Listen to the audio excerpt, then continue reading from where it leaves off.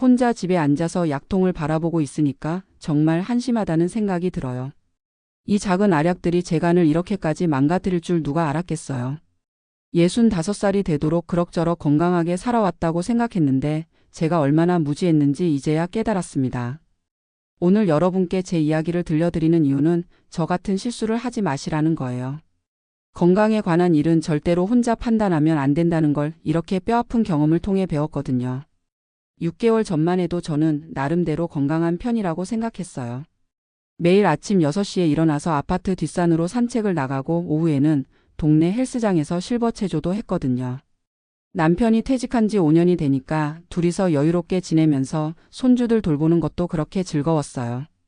주변 또래 친구들이 이것저것 아프다고 할 때도 저는 그래도 약 한 알 안 먹고 지낸다고 자랑스러워 했었거든요. 병원은 1년에 한 번 건강검진 받으러 갈 때만 가면 된다고 생각했고요. 그게 제 첫 번째 잘못이었어요. 작년 10월에 정기 건강검진을 받았는데 결과를 듣고 깜짝 놀랐어요.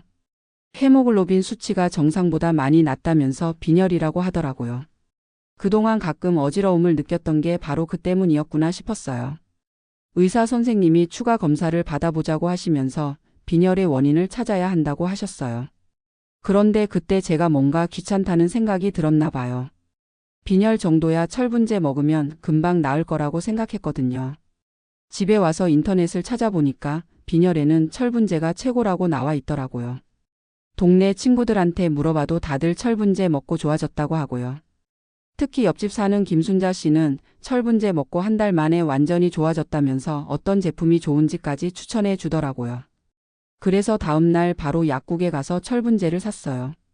약사님이 뭔가 설명을 해 주시려고 했는데 저는 이미 다 알고 있다는 듯이 서둘러서 나왔어요. 집에 와서 바로 복용하기 시작했는데 하루에 2알씩 먹으면 빨리 좋아질 거라고 생각했거든요. 처음 2주 정도는 정말 효과가 있는 것 같았어요. 어지러움이 많이 줄어들고 피로감도 덜하더라고요. 아침에 일어날 때도 한결 가벼운 기분이었고 산책할 때도 숨이 덜 찼어요.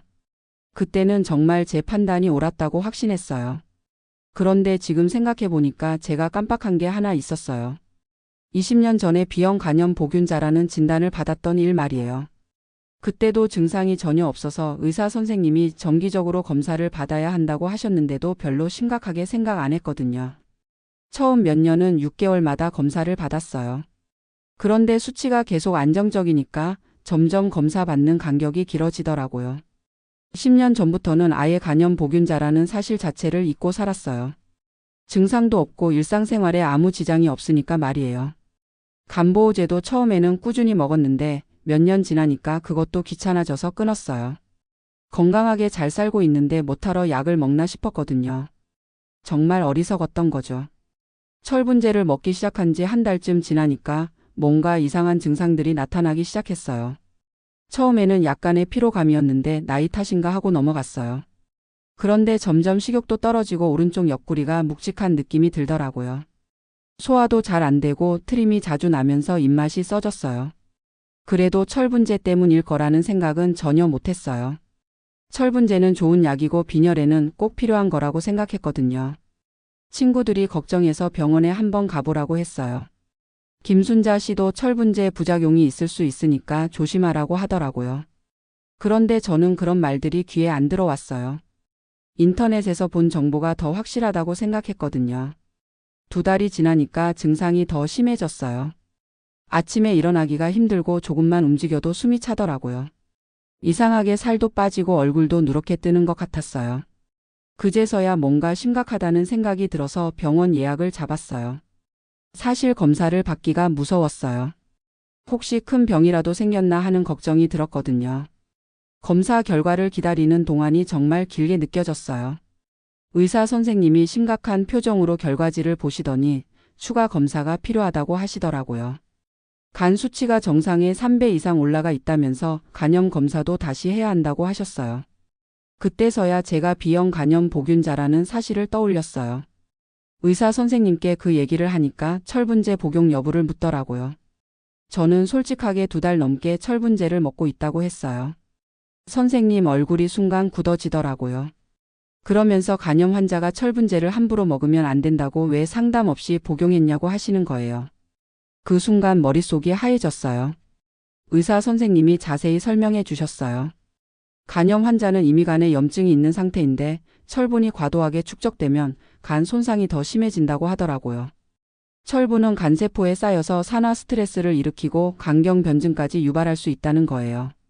그동안 제가 건강해진다고 생각하며 먹었던 철분제가 사실은 제 간을 망가뜨리고 있었던 거죠.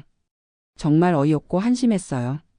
왜 진작에 의사 선생님과 상담하지 않았을까 하는 후회가 밀려왔어요. 그동안 제가 얼마나 오만했는지 깨달았어요. 인터넷 정보와 주변 사람들 말만 믿고 전문가 의견은 무시했던 거죠. 나이가 들수록 더 신중해야 하는데 오히려 더 성급하게 판단했던 것 같아요. 당장 철분제 복용을 중단하고 간 보호 치료를 시작했어요. 빈혈 치료는 간 상태를 고려해서 천천히 하기로 했고요. 식이요법으로 철분을 보충하고 비타민, B12와 엽산 수치도 확인해서 종합적으로 치료하기로 했어요. 집에 와서 아들들한테 상황을 설명하기가 정말 어려웠어요. 첫째 아들은 왜 혼자 판단했냐고 걱정하더라고요. 둘째도 앞으로는 꼭 가족들과 상의하라고 하고요. 정말 죄송스러웠어요. 그날부터 건강관리 방식을 완전히 바꿨어요. 작은 증상이라도 혼자 판단하지 않고 반드시 의사 선생님과 상담하기로 했어요. 인터넷 정보는 참고만 하고 절대로 그것만 믿지 않기로 했고요. 정기 검진도 6개월마다 받기로 했어요. 간염 보균자로서의 관리도 다시 시작했고 간보호제도 처방받아서 꾸준히 먹고 있어요. 이제는 무엇보다 제 몸 상태를 정확히 알고 있는 것이 중요하다는 걸 깨달았거든요. 6개월이 지난 지금 간 수치가 많이 안정됐어요. 빈혈도 안전한 방법으로 천천히 치료해서 많이 좋아졌고요. 무엇보다 제가 얼마나 무지했는지 깨달은 게 가장 큰 수확이에요. 주변 친구들한테도 제 경험을 얘기해줘요. 특히 철분제나 다른 영양제를 함부로 먹으려는 친구들이 있으면 꼭 의사와 상담하라고 해요. 나이가 들수록 우리 몸은 복잡해지는데 젊을 때와 같은 방식으로 접근하면 안 된다는 걸 강조하죠. 김순자 씨도 나중에 알고 보니까 간 기능이 정상이어서 철분제가 도움이 됐던 거더라고요. 모든 사람이 같은 약에 같은 반응을 보이는 게 아니라는 걸 그때 깨달았어요. 남의 경험담도 참고만 할 뿐이지 내게 그대로 적용되는 건 아니라는 거죠. 지금은 정말 체계적으로 건강을 관리하고 있어요. 의사 선생님이 권하신 운동법에 따라 적당히 움직이고 식단도 영양사와 상담해서 짰어요. 무엇보다 제 몸 상태를 정확히 파악하고 그에 맞는 관리를 하고 있어요. 이 경험을 통해서 깨달은 것은 건강만큼은 절대로 혼자 판단하면 안 된다는 거예요. 특히 우리 나이가 되면 몸 곳곳에 작은 문제들이 있을 수 있는데 그런 걸 모르고 함부로 약을 먹으면 정말 위험할 수 있어요. 여러분도 혹시 철분제나 다른 건강보조식품을 드시려고 하신다면 꼭 의사와 상담부터 받으세요. 특히 간염이나 신장질환, 당뇨병 같은 기저질환이 있으시다면 더욱 주의하셔야 해요. 좋다는 약도 잘못 먹으면 독이 될 수 있다는 걸 꼭 기억하세요. 나이가 들수록 우리는 더 신중해져야 해요. 젊을 때는 몸이 웬만한 실수쯤은 회복해줬지만 이제는 작은 실수도 큰 문제가 될 수 있거든요. 겸손한 마음으로 전문가의 도움을 받는 것이 진짜 지혜로운 선택이라는 걸 이제야 깨달았어요. 제 실수가 여러분께는 교훈이 되길 바라면서 모두들 건강하고 현명한 선택하시길 바라요.